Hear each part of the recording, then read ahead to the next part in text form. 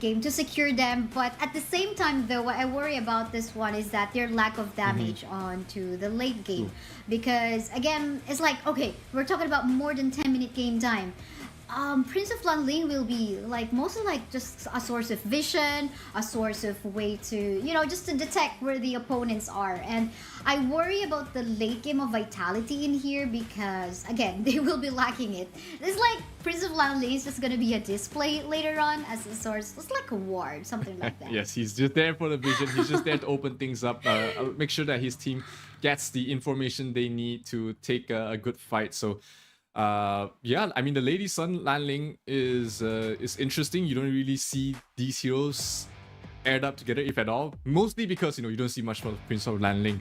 But hey, it will be interesting to see if it works out. But on the other side, you know, LGD has picked up a very single target focused lineup.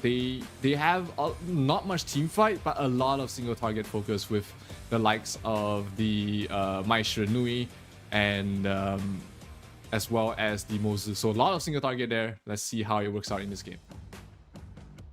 That's true. I mean, I think in terms of the playstyle, the Prince of Lanling just gotta be very careful in trying to go for a gank on the long.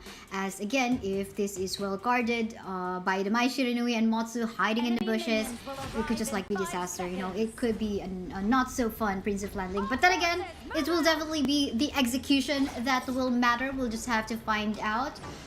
Again, so much. I love the front line in here coming from the side of LGD. They balance it out even with the Motsu roamer. At least there goes the Dun as well as the Dharma.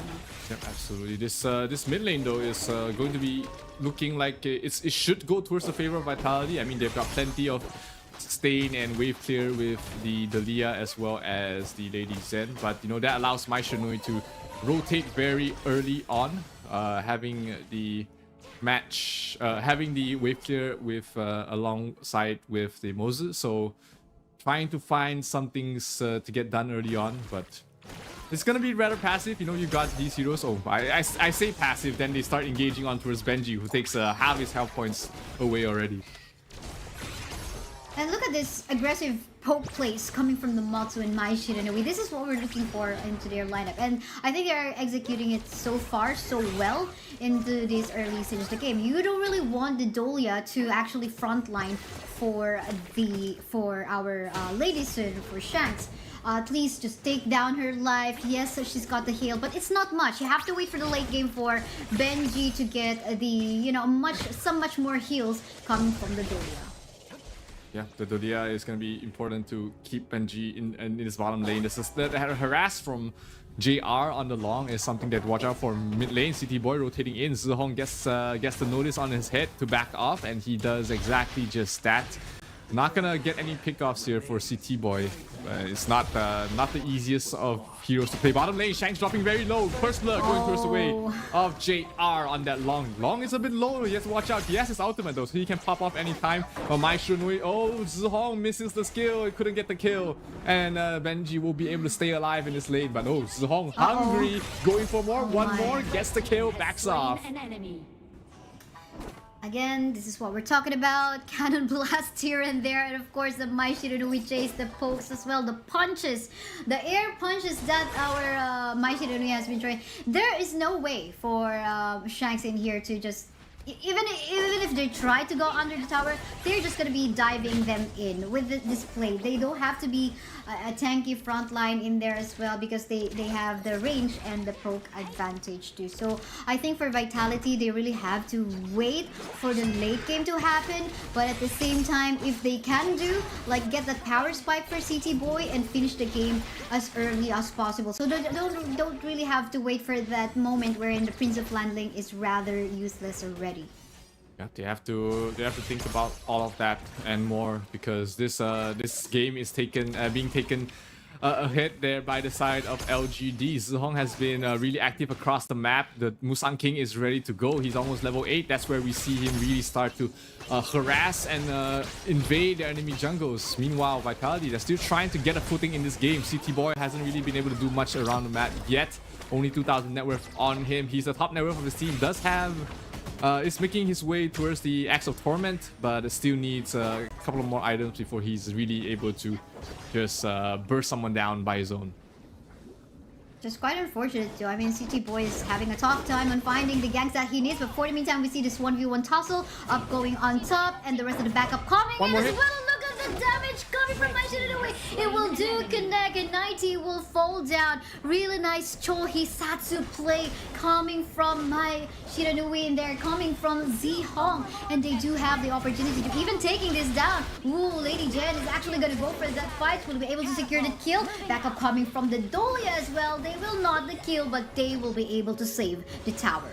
Yeah, that's a little bit of a silver lining there, but obviously it's not a great start for them at the moment here for the side of Vitality. They are losing the grip in the early game, which is not great, especially because you picked up this Prince of Lanling on the CT Boy. JR in some trouble. He has his ultimate though. He's not going to be in any danger as long as he has that ready to go, and he will use that just to back off. CT Boy, another failed attempt once again. That's so true. Infinite fastness just to save the life of Long, just to save himself. But then again, that would also mean they don't have anything to make use of that in case team fight so happens. But anyway, Vitality wasn't there in the map, and I think that was like I mean, these are the times wherein counter objectives could have happened. Yep. But no, but for the meantime, look at this one. Zihong almost to death. Fortunately, not enough damage as of yet coming from CT Boy in there. Even the crit not there as of yet. Will still be able to survive. City Boy, again, another missed out kill. He couldn't get that in time, but here 90 is gonna fall once again towards Musang King. 2 kills already on towards this Dun, and this is where we usually see the Dun start ramping up the pressure, start really poking and harassing CT Boy towards the backline. JR spots him out. Musang King still in the front lines though. He is a very meaty boy, and they can't reach to where he's standing. They have to back off. This tier 1 tower mid in some trouble, but the Azure Golem will be the first one to fall before anything else.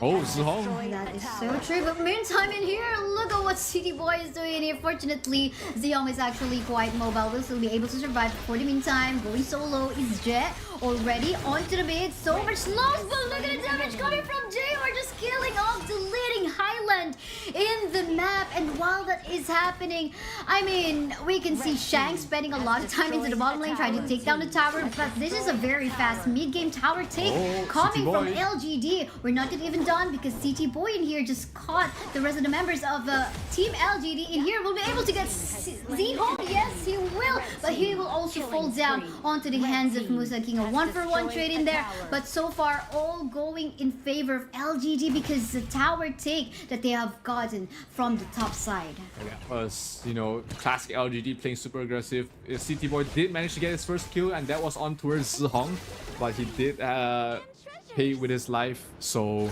not going to be able to extend the lead at the moment here. It is still 4,000 net worth lead for the side of LGD, and they are going to continue ramping up the pressure. It's not even 8 minutes, but they are looking for their next fight. That's so true, and as you can see, Shanks in here, no other choice. He definitely cannot stay into the bot. No towers there. He needs to rotate together with the team, but I think there is some possible. They cannot definitely engage in this one. They are not really built into that. They are built to go, but look at that engage that we're actually looking for. Really nice play coming from Siyang in there. They will kill off the lady soon. He will get off the map. Siyang, with being the sacrificial lamb in there, will fall down, but then again, the tower is their main objective, despite 2 members falling down from the side of LGD. That's just LGD's bread and butter. Super aggressive, engaging when you don't expect them to. And sure, they picked up Shanks, but you know, Xiang as well as Zhong did fall. So at least they picked off one and got the tower. So all in all, LGD not gonna be worrying too much about those 2 deaths. But let's take a look at that engage again. Instantly burst down Shanks, knowing that he is their 1 win condition. And meanwhile, Zhong got caught out there by CT Boy towards the side. But hey, you know, LGD is not gonna be phased by that. They're not gonna slow down their gameplay. They're not gonna slow down their tempo. They wanna keep going. They wanna keep fighting. As long as they have the lead, they will always keep pushing forward.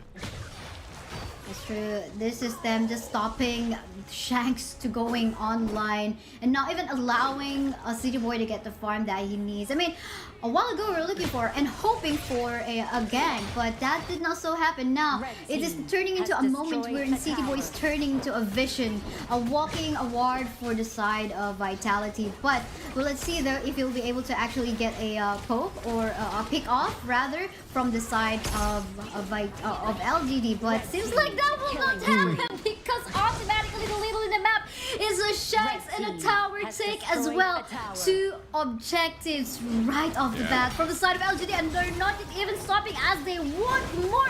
Look at Siang trying to get a pick off fight. They're getting slowed down by Highland with all of the slows and CCs, but then again, will there be even further chase? Shields here and there. City Boy will be able to get a target. There's just a lot of members still actually pretty tanky. Infinite of Battles has been used by the Long, trying to get 2 members. Will they be actually be taken down? Look at the damage output coming from him. Highland is super low, and he will fall down. And City Boy could not do anything right now, even though he's trying to flank from the back line. LGD, you thought they were retreating, you thought they were running away, but surprise, surprise, they go back straight for the KO. They pick up Highland, and you know, the lead, it's almost 8,000 right now. It's looking terrible here for Vitality. They weren't able to clean things up. Everybody was low from the side of LGD, but the number advantage as well as the lead just did not go in their favor. So LGD, they have 1 lane already. If they are able to get this Tyrant and the next Overlord as well, they should be able to push up towards the high ground and end this game. This is the timing that LGD is looking for. Tyrant going down. Can they get an engage? City Boy towards the back line.